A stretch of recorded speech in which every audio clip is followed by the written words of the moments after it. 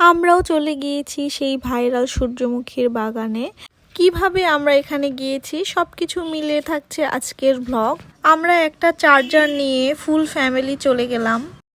আর যেতে যেতে একটা জিনিস দেখলাম যে কাটাবাড়ির মোড়েও একটা সূর্যমুখীর বাগান ছিল। এটা অনেক ছোট, তারপরেও সুন্দর। আমরা নজিপুর পৌঁছে গেলাম আর এটা ছিল জয়পুরহাট রোড।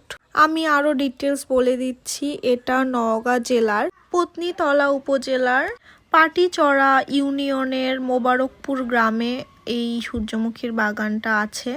আর সব থেকে মজার ব্যাপার হচ্ছে এখানে টিকিট কাটার পরে ঢুকতে হবে।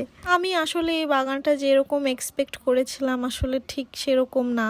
অল্প একটু জায়গা নিয়ে বাগানটা ছিল আর অধিকাংশ ফুলই মরে গেছে আর পাপড়িগুলো ঝরে ঝরে যাচ্ছিল। আর এই সূর্যমুখীর বাগানে মোটামুটি ভালোই ভিড় ছিল, সবাই আসতেই আছে। আর যেহেতু আমি ফ্রাইডেতে গিয়েছি তো ওই দিন মোটামুটি অনেক ভিড় ছিল। এর মধ্যে দিয়েছে জল আর এত কাদা ছিল, আমার জুতো একদম শেষ। তারপর আমি সবার একে একে ছবি উঠিয়ে দিলাম, নিজেও একটু ছবি তুলে নিলাম আর কিছু ভিডিও ক্লিপ নেওয়া হয়েছে। এখন আমরা চলে যাব, আমাদের সময়ও ঘনিয়ে এসেছে।